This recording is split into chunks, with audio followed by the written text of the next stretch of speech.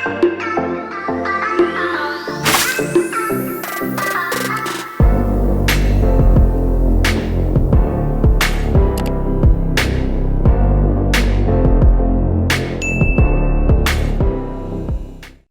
all, it's me Gemma, and this is the last book haul of 2019. It's been a really quick year. I can't believe that it is already December and it is already the end of December. I have read so many books this year, and from this book haul it doesn't look like I will be running out of books to read anytime soon. Now, one of my main presents this year was I got a new Kindle from my husband, which I'm really pleased about because I love my Kindle, but my old one didn't have a backlight on it and it made it difficult for me to read at night. I don't fall asleep as quickly as he does, so I like to read, but he can't sleep with the lights on, so he very kindly bought me this Kindle for Christmas, which has the backlight on it, which means I can read to my heart's content. Now, starting off with the digital books I bought, I did get some Amazon vouchers for Christmas, so of course, as soon as I had my new Kindle, I was on buying digital books to sort of start off reading. So the first one I bought was Crier's War by Nina Varela, which, as far as I understand, it's set in a sort of science fiction future where sort of cyborgs are the sort of higher class. That's as much as I know about it, but a lot of people that I enjoy on BookTube talked about it and said they really enjoyed it. So after hemming and hawing over it for ages, I finally picked up a digital copy. I also picked up Never Tilting World by Rin Chupeco, mainly because I really have gotten into Rin Chupeco's work, and this sounds like a really good series, so I thought, why not? I also picked up on Kindle Unlimited Next Girl to Die by Dee Poirier, which is a thriller, murder mystery thriller. I don't really know much about it beyond that. And then I picked up some romances. I picked up The Duchess War by Courtney Milan. With everything going on with romance writers of America just now, the total implosion, I figured it was a good time to support Courtney. If you don't know anything about it, I'll leave a link to a Twitter thread in the description. And then I also picked up some from Tessa Dare, who's my favourite romance writer. I picked up Goddess of the Hunt, Romancing the Duke, and Do You Want to Start a Scandal? And then, what else did we pick up? I picked up two books on sort of the exploration of South Central America by Europeans. So I picked up Jungle of Stone by William Carmen and Lost City of the Monkey God by Douglas Preston. So I picked those two up. And then I also picked up The Golden Thread, How Fabric Changed History by Cassie St. Clair. I am super into history of fabric and fashion just now. I'll watch everything that I can get my hands on it, and I'm also reading a lot of different books and watching videos and stuff like that. This is basically a book about how fabric has been made and traded since we've been wearing clothes, and I'm only like 11% in, but it's really interesting so far. And I also picked up the first book in the Witcher series by Andrzej Sapkowski, mainly because I started to play the video game, but it's given me motion sickness, which is not good, and I quite fancy watching the series, but I thought I'd give one of the books a go as well. So we'll see how that goes. I don't know. I might like it, I might not. It's one of those things. So moving on to physical books. One of the first ones I received or got was The Angel Mage by Garth Nix. Now this is one that I got in my last month's Illumicrate box. I'm going to be honest with you, it's not one that I would have picked up on my own because I have never read any Garth Nix before, believe it or not. So this will be actually my first Garth Nix book. If I like it, I probably will move on and read like Abortion or Sabriel, things like that. But it's a really pretty edition, and it's also signed as all the Illumicrate ones are. More excited from Illumicrate, I got this beautiful copy of The Starless Sea by Erin Morgenstern. And I have heard such good things about this. I still haven't read The Night Circus. I'll get there, I promise. But I really, really like this. Again, this is a signed limited edition, and it's also just really gorgeous. So I don't know whether to read The Night Circus or this first, but we'll see. And also in the Illumicate was a bookmark, which is basically a foil bookmark of this key, which is really pretty, as in one of the books I'm reading at the moment. And then I have The Queen of Iflaria, which is by Effie Calvin, and I picked this up on the recommendation of Boston Reads Books. She said it's a really good female-female romance, and it does sound awesome. Basically, Princess of Rhodia and Crown Prince Albion have been betrothed since they were children, but they've never met. And then he passes away, and she has a new betrothal to the prince's younger sister, which sounds awesome. So I definitely want to read this. This is actually in the TBR cart as well. And then we have The Nightjar by Deborah Hewitt. Now, I didn't know until I actually picked this book up that the author actually lives in Glasgow, which I think is really cool. But basically, a girl called Alice has also had visions of birds, and when the mysterious Crowley appears at her door, he reveals she's been seeing nightjars, the miraculous birds which guard our souls. So it's also described as having magic, marvels and death cults, which always sounds like something that I would like. And I also think it's a really stunning cover as well. So also looking forward to this one. Now we've got a bit of a run of non-fiction here, and you can tell what my interests are at the moment. I have Ice Ghosts by Paul Watson, and this is the epic hunt for the lost Franklin expedition. Now, I watched AMC's The Terror this month and really loved it, and became really into the story of the Franklin expedition and the lost ships, the Terror and the Erebus. I read Michael Palin's Erebus and then picked this one up too. And basically, the Franklin expedition left in 1845 with those two ships, looking for the Northwest Passage, or a shortcut basically to the trade routes of India and the East. Unfortunately though, they got stuck in the ice, and I think they said it was one of the worst winters in the Arctic for, hundreds of years. The food they had with them was tinned, and it hadn't been sealed properly. There was also problems with lead poisoning. Their supply of lemon juice went off, so they were getting scurvy.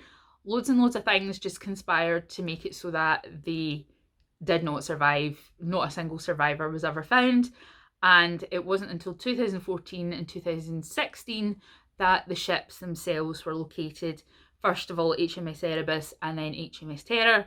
And there's a great video on YouTube of Parks Canada swimming the wreck of the Terror, and you can see just how intact the wreck actually is.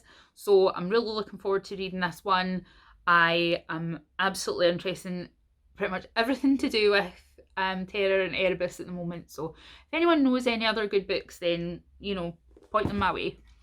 And then this was a bit of an impulse. This is The Witches Salem, 1692, a history, and basically it's a historical book about the witch trials in Salem, which, just sound like they were completely bonkers. So I have that, and it's on my list of things to read. I tend to find when I'm in a reading slump, I find it easier to pick up non-fiction than fiction. I don't know why. The next two books are both about the same subject, but they are both about Chernobyl. One is Midnight in Chernobyl by Adam Higginbotham, and one is Chernobyl, History of a Tragedy by Serhii Plotsky. Plotsky?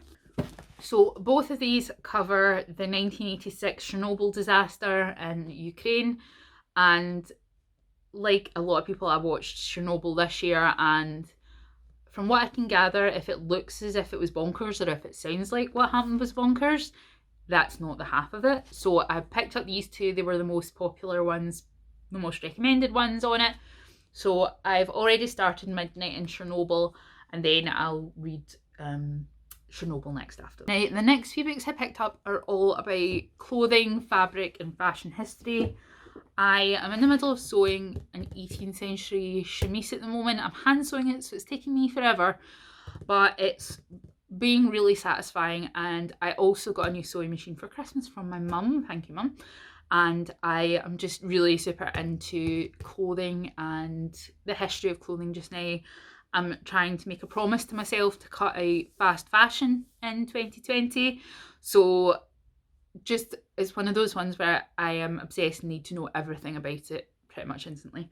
So starting off with Stitches in Time by Lucy Adlington, and this one is by a costume historian, and she goes through a sort of short history of the 2000 years of fashion, and it's got quite a lot of fashion plates in it and good quotes, things like that. So it's got some good pictures of extant garments, all that kind of stuff, and again, looking forward to reading it. And it came pretty well recommended. And then this one's maybe more of a textbook than I don't know, it's a bit of a textbook, but it's Textiles and Clothing from 1150 to 1450, medieval finds from excavations in London. And basically it is an examination of textiles from clothing, rubbish deposits in London. It goes through the techniques of textile production, how they were worn, you know, who was wearing them, mixed cloths, all that sort of stuff. Really quite technical about the different types of fabric and clothing and the weft and the weave. So I'm really looking forward to having a look at this one. Once I'm finished my 18th century garments, I'm probably going to move on to something that's a bit more medieval. So I really wanted to have a look at the cloths that were being used at the time. Not that you can really get reproduction cloths as they were doing in 1150, but... And then I also picked up Historic Costumes and How to Make Them by Mary Fernald and E. Shenton. Now, this is a more of a guidebook for people who are planning to reconstruct garments for costumes, for the theatricals, reenactments, that sort of stuff.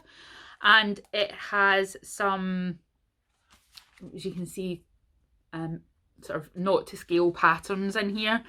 I eventually hope to draft my own pattern for a medieval costume.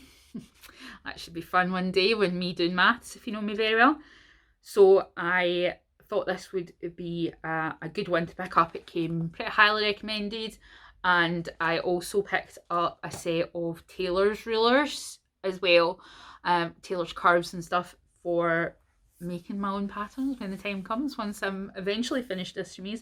But it's so soothing, honestly. Hand sewing while you're watching telly, listening to a podcast, it's so soothing.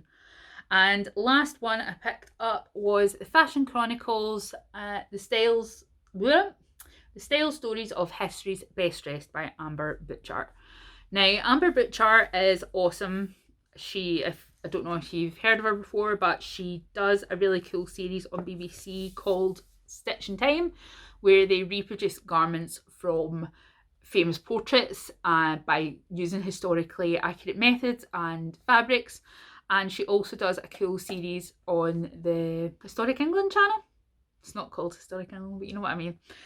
English Heritage channel, which are period accurate sort of makeup tutorials as well. And they've done really cool ones on like Georgian, Victorian, Roman makeup. It's all really good and you should check them out. So I wanted to pick her book up because I really like her, and I think that she does a really good job of making these things accessible. And if you're going to watch one thing that she does, I would recommend the Stitch in Time episode talking about Dido Elizabeth Bell at Kenwood House. There was a movie of Dido Bell a few years ago, I believe, but they did a really cool episode on recreating her dress from a costume, and they went into a lot of detail about her life and also about sort of cultural context that Dido Bell was living in at the time. All very interesting. And last but not least, this is not a book, but it's related to books. My mum very kindly got me the Blu-ray of Good Omens, the lovely steelbook set with the with all the extras. This was my favourite TV series of 2019, and I can't wait to watch it so many times the discs fall apart. So that is my last haul of 2019 as we move into 2020. I said on Twitter my word for the year is going to be compassion.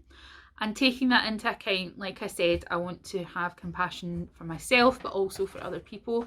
One of the ways I'm going to look into do that is by looking into sort of moving away from fast fashion into more sort of ethical clothes, and also by not stressing out about my TBRs and things like that. If I read them, that's good, but at the same time, I also don't want to bring in a lot of books into the house that are just going to stress me out by I know they're there. So if I'm in the middle of a series, I'll allow myself to buy the next ones.